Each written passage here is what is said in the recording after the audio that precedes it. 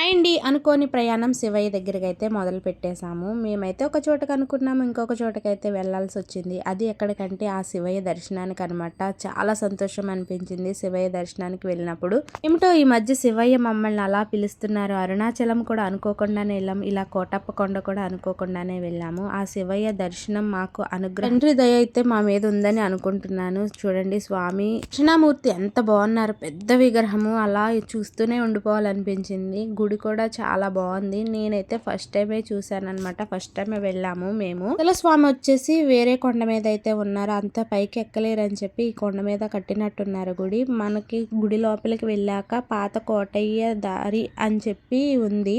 కోటయ్య గుడికి దారి అనమాట, పాత కోటయ్య గుడికి దారి అని చెప్పి ఉందన్నమాట. లోనికి వెళ్ళాక, గుడి లోపలికి వెళ్ళాక లొకేషన్లు అవన్నీ బాగానే ఉన్నాయి కానివ్వండి, ఇక్కడ కోతులు వచ్చేసి చాలా బీభత్సంగా ఉన్నాయన్నమాట. పిల్లల కోతులు ఎక్కువగా ఉన్నాయి. పిల్లల దగ్గర ఏదన్నా ఉంటే మీద పడి లాగేసుకుంటున్నాయి అనమాట. చాలా జాగ్రత్తగా ఉండాలి. పిల్లలనే కాదు పెద్దోళ్ళ మీద కూడా అయితే వచ్చేస్తున్నాయి. మేమైతే స్వామి దర్శనం చేసుకుని బయటకు వచ్చేసరికి అయితే చీకటి అయితే అయిపోయింది. కొన్ని వీడియోస్ అయితే తీయలేకపోయామన్నమాట నైట్ వల్ల. రాత్రికి అలాగే కార్తీక మాసంలోనో శివరాత్రికో గాని కోటప్పకొండ జాతర అయితే తీర్థం అయితే జరుగుతుంది అనుకుంటా. ఇక్కడ యజ్ఞం తర్వాత సతీ వియోగంతో పరమశివుడు ఈ కొండపైకి అయితే వచ్చి తపస్సు చేశాడనమాట. దీన్ని త్రికోటాద్రి అంటారు. ఇదే కోటప్ప కొండ. కొండ కింద ఉన్న ప్రాంతంలోని ఒక గొల్లబామ కొండ అవతల ఉన్న ప్రాంతాలకు వెళ్లి పాలు, పెరుగు, తేనె అమ్మేదనమాట. ఇప్పుడు కొండపైన తపస్సు చేస్తున్న శివయ్యనైతే చూసి ఆయనకైతే తేనె, పాలు అయితే రోజు నైవేద్యం కింద పెట్టేది. కొండ ఎక్కుతున్నప్పుడు ఒక రోజు అయితే పాలు గిన్నె అయితే కింద పెట్టిందంట. కింద పెట్టేసరికి కాకి వచ్చి ఆ పాలునైతే ఎంగిల్ చేసేసింది.